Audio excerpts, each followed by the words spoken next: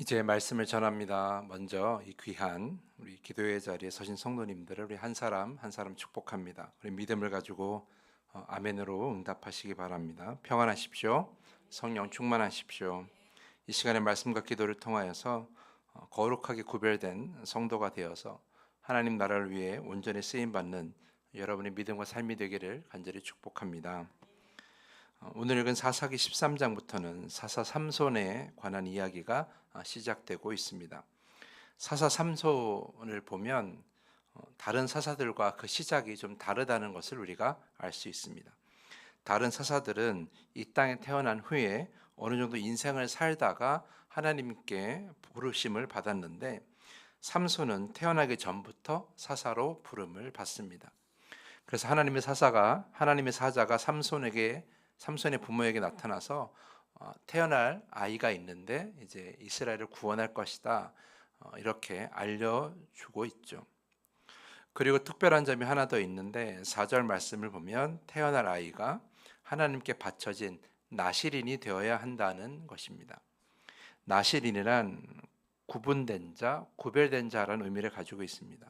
그러니까 일정 기간 또는 평생 세상과 단절되어, 세상과 단절된다는 것이 세상의 악을 따라가지 않고 스스로 구별하여 하나님께 헌신하는 자가 되는 것을 의미합니다. 평생 살 수도 있고 또는 일정 기간 또 그렇게 헌신할 수 있는데요. 평생 나실인으로 헌신한 사람은 오늘의 본문에 나오는 사사 삼손이나 또는 선지자였던 사무엘, 그리고 레갑 자손 또 세례 요한 등이 나실인이었다라고 우리가 성경에서 알 수 있습니다. 그 나실인은 특별히 세 가지를 금해야 했습니다. 민수기 6장을 보면 포도나무에서 나는 소산물을 어떤 것도 먹을 수가 없었고 또 시체를 가까이 할 수 없었으며 그 서원하는 기간 동안에는 머리에 삭도를, 그러니까 머리카락을 자르는 것을 하지 말아야 했습니다. 왜 어떻게 나신이 될 것인가에 우리가 주목하지 말고 우리가 오늘 본문에서 기억해야 될 것은 왜 하나님은 삼손을 나신이로 요구하셨을까라는 거예요. 그리고 왜 하나님은 사사 삼손을 태어나기 전부터 준비케 하셨을까? 다른 사사들처럼 좀 산 다음에 어느 정도 하나님을 섬기는 삶을 산 다음에 부르실 수도 있었는데 왜 태중에 있을 때부터 그를 하나님께 쓰임 받는 사사로 불렀는가? 우리가 그 이유를 생각해 봐야 할 것입니다. 그 이유가 1절에 우리가 답이 나와 있는데요. 1절 말씀 보면 이스라엘 자손이 다시 여호와의 목전에 악을 행하였으므로 여호와께서 그들을 40년 동안 블레셋 사람의 손에 넘겨 주시니라. 이 말씀이 있고 나서 사사 삼손의 부르심을 받는 장면이 기록되어 있습니다. 여러분 이전의 사사의 내용을 생각해 보시면 이스라엘 자손이 악을 행하고 그럼 하나님이 그걸 보시고 징계하시면서 이방 나라들로부터 억압을 받게 합니다. 그리고 다음에 어떻게 됩니까? 억압된 이스라엘이, 그래서 고통받는 이스라엘 백성들이 다시 하나님을 찾게 되고 하나님께 회개하여 부르짖는 장면이 나오죠. 그러면 하나님이 그 회개를 들으시고 사사들을 보내어서 그들을 구원하시는 것, 그리고 얼마 기간 동안에 그 평안이 이루어지는 것, 이것이 사사기의 원래 그 규칙이었다고 할 수 있어요. 근데 사사기의 그런 법칙이 이제 깨어지기 시작하는데, 왜냐하면 이스라엘 백성들이 그만큼 점점 더 악해졌기 때문이에요. 어제 제가 말씀드린 것처럼 사사들이 다스리면 어느 정도 평화가 이루어져야 됐어요. 하나님과 이스라엘 관계가 평화가 이루어졌다라고 기록되었는데 이제는 사사들이 등장해도 평화가 이루어졌다는 말이 기록되지 않았다. 제가 어제 말씀을 드렸어요. 그만큼 사사들의 지도력도 이제 완전하지 못했고 이스라엘도 그만큼 악했기 때문이죠. 근데 오늘 1절을 보면 악행이 있고 억압은 있는데 그런데 이스라엘 백성들의 회개가 없다라는 거예요. 그러면 이제 그 억압이 있으면 그들이 정신을 차리고 하나님께 돌아가야 되는데 하나님께 돌아가요. 하나님께 회개하였다는 그런 말씀이 더 이상 기록되지를 않는다라는 거예요. 하나님을 찾지 않는 거죠. 무엇을 의미하는 겁니까? 그만큼 회개하지 못할 만큼 자신의 죄를 깨닫지 못할 만큼 악했다라는 거죠. 이스라엘 악행이 그만큼 깊어졌다는 것이고 이스라엘이 그만큼 하나님과 멀어졌음을 의미합니다. 그렇게 되면 이스라엘이 그만큼 악하게 되고 하나님과 멀어지면 하나님이 보시기에 부르실 만한 사람도 없었을 거라는 거예요. 그들 중에 깨어 있는 사람, 그들 중에 하나님과 가까운 사람을 찾아서 사사로 불러야 되는데 부를 사람이 없을 정도로 악했다라는 것이죠.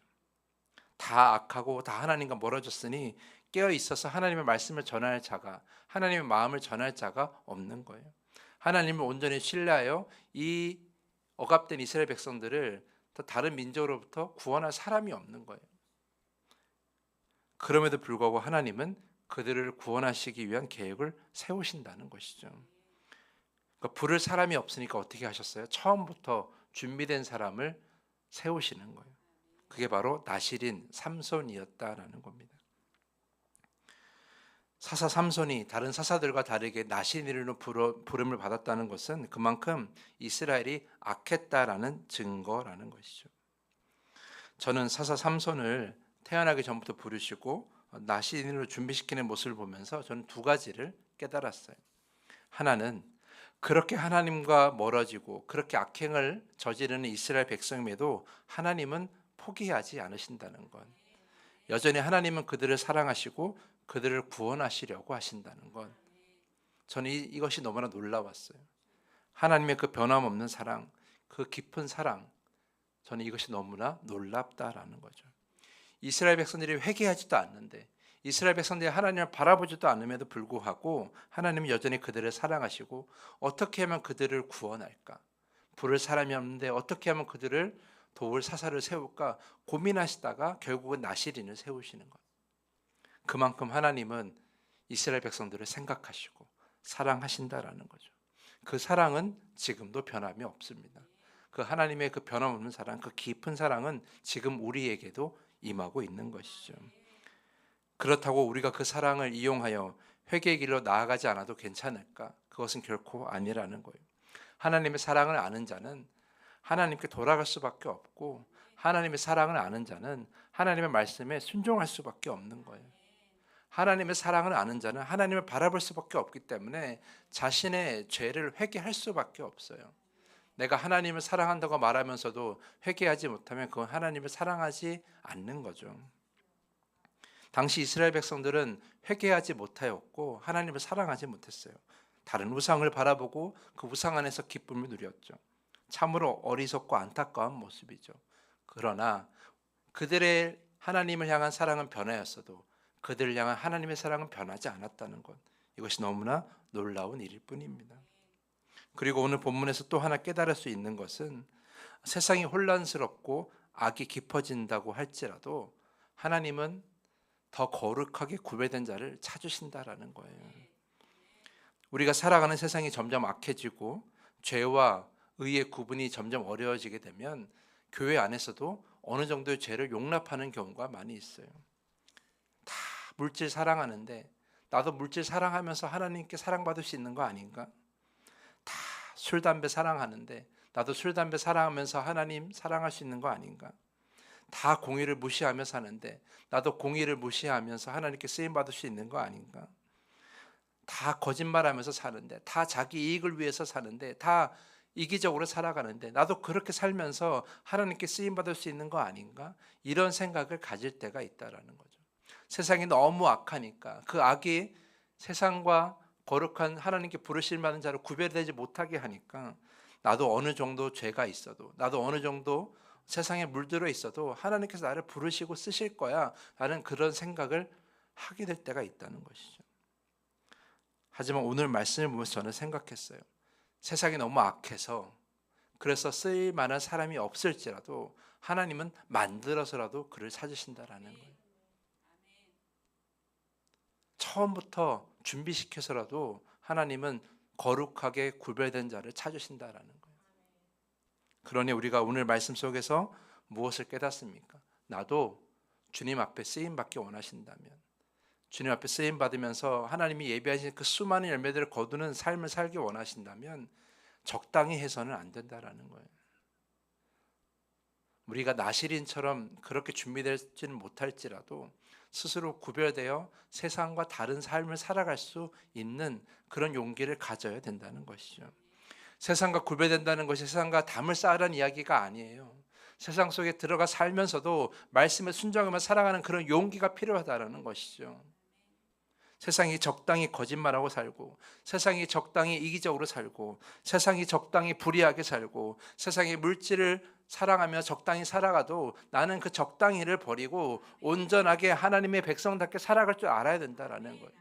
그래야 하나님께 쓰임 받는 자가 되고 하나님께 복된 인생이 되는 것이고, 그래서 하나님 나라의 온전한 백성이 될 수 있다는 것입니다.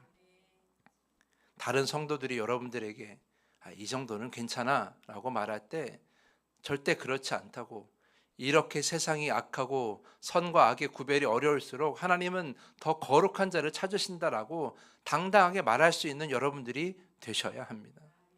그래야 하나님이 그런 성도를 쓰시고 그런 성도가 모여있는 교회를 쓰시게 되어 있는 거예요. 여러분들은 어떻습니까? 여러분은 하나님께 쓰임받을 준비가 되어 있습니까? 아니면 세상과 구별 없이 살다가 그저 하나님이 쓰시면 쓰시는 대로, 안 쓰면 안 쓰시는 대로 그렇게 아무런 준비 없이 살고 계십니까? 저는 우리 더함께 성도님들은 그 어느 때에라도 구별된 자가 되길 간절히 축복합니다. 하나님이 찾으시는 거룩하고 온전한 자가 되길 간절히 축복합니다. 그래서 여러분의 인생도 쓰임받고 이 더함교회도 온전히 쓰임받기를 간절히 축복합니다. 그럼 우리 모두가 되길 간절히 이 시간 기도하길 바라면서요, 오늘 말씀을 마치겠습니다. 이 시간에 더 깊은 기도의 시간으로 나아갑니다. 이 시간 기도할 때에 세상이 요구하는 삶이 아닌 하나님이 원하시는 삶을 살게 하여 주시옵소서. 온전함으로 구별된 믿음과 삶을 살게 하여 주시고 주님께 쓰임받는 오늘 하루 우리 인생 되게 하여 주시옵소서. 이 시간에 주님이 가르치신 주기도문을 함께 고백한 후에 더 깊은 기도의 시간으로 나아갑니다. 하늘에 계신 우리 아버지,